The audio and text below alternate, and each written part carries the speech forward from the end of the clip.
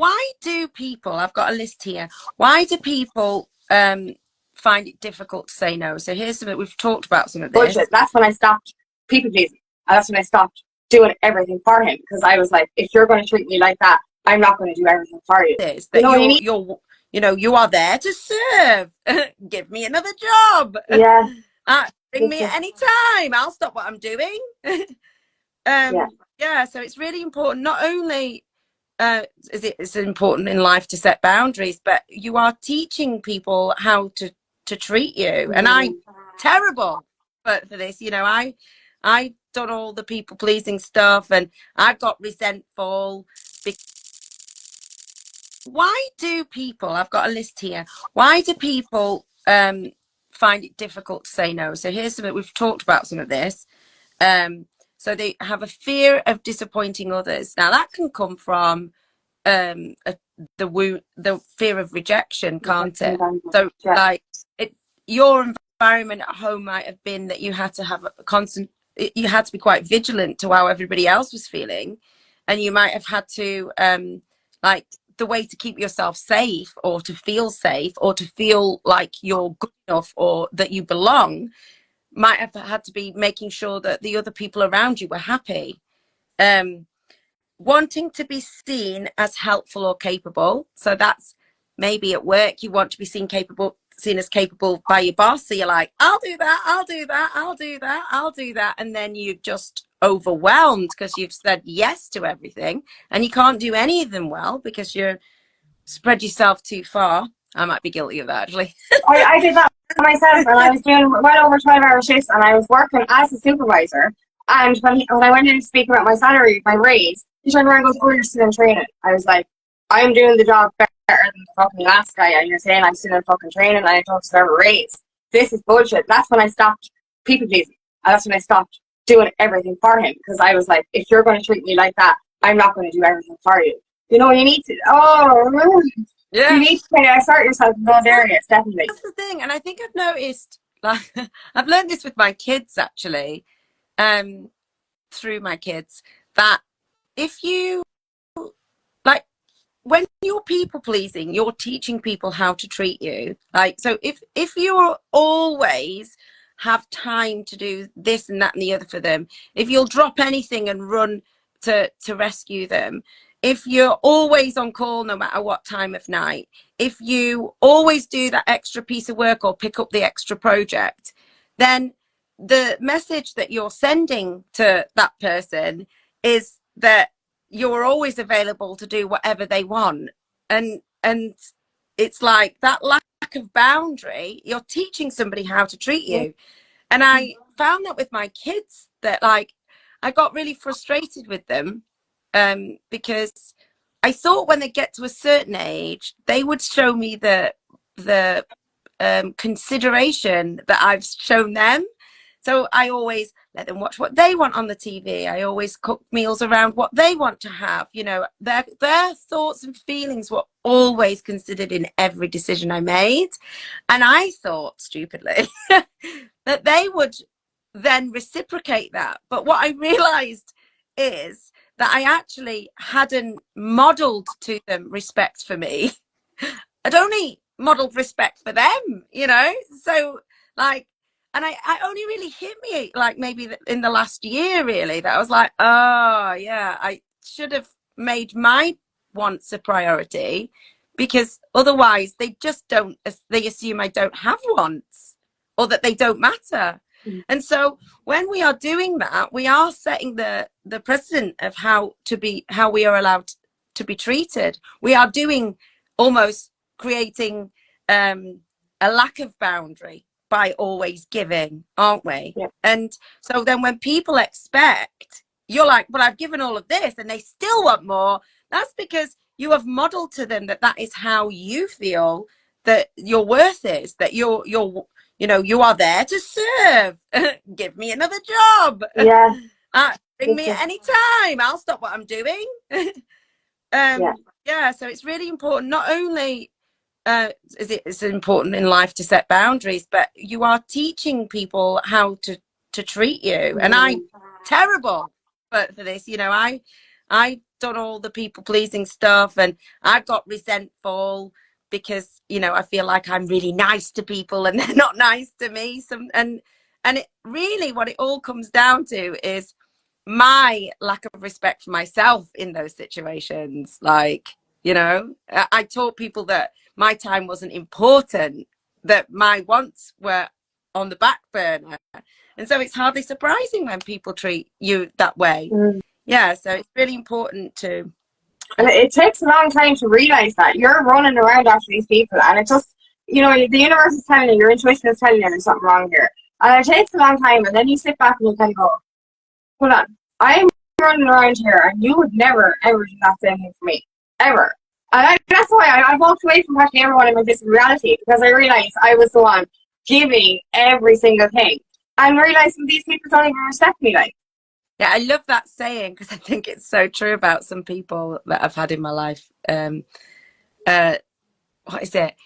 Don't keep swimming oceans for people that wouldn't jump puddles for you. I was like, exactly. Yeah, there's been quite a few of those people in my life. Yeah, for sure. Yeah. So, but it's never too late to turn it around, is it, exactly. Angela? No? That's it. And I'm fierce on my boundaries now, and I will not do anything if it's out of alignment. My energy is most important now, and I understand how I can give my energy or when I can't. So therefore, you know, if I have to say no, I'm going to say no. This is about me and my health. If my cup is not full, I cannot help anyone. So this is what my priority is, me, and then the next person comes. You know what I mean? I can't help you unless I help myself first. Yeah. So, oh, that's another one that I haven't mentioned. Sometimes people are just really fearful of conflict. Yeah, fear of confrontation. So they say yes because they don't want to have the uncomfortable conversation involved in saying no. So it's just easier. That can happen in relationships, and it happened in my toxic relationships in the past. You know, the narcissist or whatever would verbally abuse me, or the guy who physically abused me. And I turned around and I was like, I'm so sorry. I'm really sorry for you doing this to me, because I was afraid they would leave me and I'd be on my own. Even though the relationship was toxic, but my inner child was so fucking wounded that, like, I couldn't be on my own. I was like, what if they don't love me? They didn't even love me in the first place. They were toxic. But because of that fear of them leaving, I was like, I'm so sorry, don't leave me, even though you abused me. Like, it's horrible, and it's a horrible way to feel. You know what I mean? And like, that's why I've been single so long, is because I never want to repeat that pattern. Because I see it in so many relationships. You're so afraid to be left on your own that you're apologizing to somebody that treats you so badly. And that's another people pleasing thing as well. As you know, it's horrible. It's really, really not. You know, and that's why it's so important to heal that wounding within you, so that you're not people pleasing, but that you're not apologizing to somebody that's in the wrong. And it's very hard for somebody who's not been in a relationship like that to understand how you can end up like that. They say like, oh, you know, I would have left long ago if somebody treated me like that. Well, no, when you're the victim of abuse, it's very, very hard to get out of. It's very sneaky at first, and then it wears you down, and then you end up questioning reality, and then you have this whole nice, not nice, nice, and it's like a roller coaster, and it emotionally addicts you to that person. You become more codependent on them after the abuse because of I don't know why, but that fear of isn't that fear of being alone, like that inner child wounded. I don't know what it is, but you do actually become more codependent on your abuser after they abuse it, and that's a weird dynamic. The saying, there's a condition called Stockholm syndrome, where I can't remember the details, but there was like a kidnapping for a ransom, and the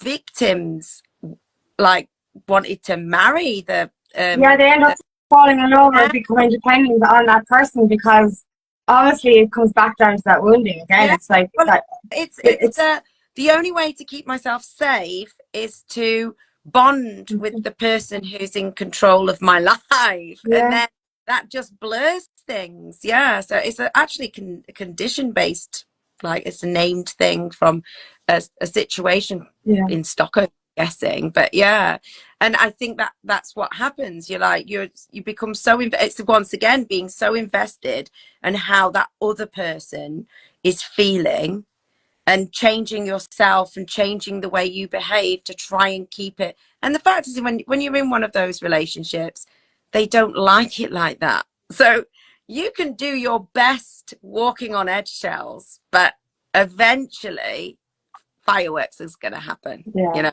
And that's a heartbreaking thing as well, walking on eggshells. Crazy and outrageous that you are unable to not react to it, and then you're the bad person. So it's like awful gameplay in those relationships. That's it. Walking on eggshells is another one. Like, you know, when you're afraid to use your voice, to say a simple little thing in case the person gets angry, that's not a healthy relationship. And, you know, and then when you do accidentally say something that uses your voice, you get attacked. You actually do. And you're not supposed to be in fear around people. You're supposed to feel safe around people in your life. Yeah. So who's in your inner circle, whether that be in a romantic relationship or not, is very important because of your energy.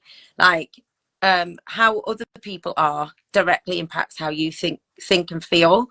So if you're with people that gives you lots of energy or is really positive, and I'm not saying you can't have friends that might perhaps be going through struggles or whatever, or has depression, but you have to be really aware of how much time you spend with people like that, and how much time you spend with the people that bring you up, the people that energize you, the people that help you reach for your dreams and things like that, you know. Your biggest supporters, that's what it is. A good healthy relationship, whether it be friendship or otherwise, you know, we're winning together, we're stronger together. But if you're actually being drained and pulled down, and every time, like I spoke about this in a video the other day, you know, you'd be so excited about something, really excited, and a person would literally get your glass and fucking smash it, pick on every little thing to knock it down, and you're like, a minute ago I was full of the joys of life, and now I want to cry. Whereas with the right people, you're going to be 10 times more excited when you say something exciting, because they're going to be excited too, and they're going to help you go get more excited. You know what I mean? Yeah. You're going to win together. This is the difference. You have to be so aware of what kind of energy, as you said, energy is you're getting from these relationships. Yeah, absolutely. Oh yeah, I've been a terrible people pleaser, and the thing that really stands out for me is like that I would get resentful. So my family are like quite people pleasy. So they'll all like have to decide which restaurant we'll go into, but nobody wants to make a bloody decision. So it's like, no, it's all right, I can eat anything, I can go anywhere, and all this kind of stuff. But I'm secretly seething, thinking, will someone make a decision? And then when they make a decision, I'm like, no, I don't really like pizza. And I'd be resentful because I didn't speak up. And it's funny, isn't it? Like, you don't until really I sort of really got to learn about people pleasing. I didn't realize like how ridiculous it is, but it is ridiculous, isn't it? To like give away the decision to other people, be frustrated that someone else won't make the decision for you, and then when they do make the decision, it's not the one you wanted because you didn't speak up. It's great. This comes back. This is resembling. It mirrors the not owning your voice, afraid to be seen, and oftentimes due to childhood trauma, we are afraid to speak up because we're afraid to be reprimanded. We're afraid to be seen or use our voice. And that's why it's so important to heal those woundings, is because we're here to speak. Our voice is as important as the next person. And that's why it's so important to do that inner healing, so that we own our voice again, but that we prevent ourselves from being walked all over by people. Yeah. And the more that you do it, the more comfortable it becomes, doesn't it? It does. And it's empowering. It's really empowering. Like, even just to be like, for example, as I said, there's no one in a group and speak up. I used to be that person. Now I'm the person who goes, let's do this or let's do that, because no one else. I can read the energy, and I can say to myself now, right, we could all sit here in silence going, or I could actually say, let's go. And now I'm actually able to be the person who takes the lead. Whereas before I was the one going, no, but everyone else was going like, no as well. You know what I mean? So like, you know, when you can feel energy, you can kind of go, right, these people want you to make a decision for them, really, to be honest. So yeah, when you actually do that inner healing, you are actually able to be the person who speaks up. And that's lovely. It is lovely to get to that stage. Because I know I was quiet as a mouse for most of my life. You know, I rebelled a bit as a teenager, so I started using my voice at one stage. But then I got into toxic relationships and I went quiet again and became that people pleaser, you know, overly attentive to other people. And I lost myself so I relapsed back between 21 and 23 because I was people pleasing again. I lost my own self so completely by doing it. And it's in the last couple of years I actually walked away from a lot of people in my physical reality. But I was able to heal from it. And now I'm more confident than I ever was. And I'm able to use my voice even more. And I know I won't be walked all over again. And that's a lovely place to get to. So we can all get there. We really can. Yeah, and it's just like small changes, isn't it? And they build up, don't they?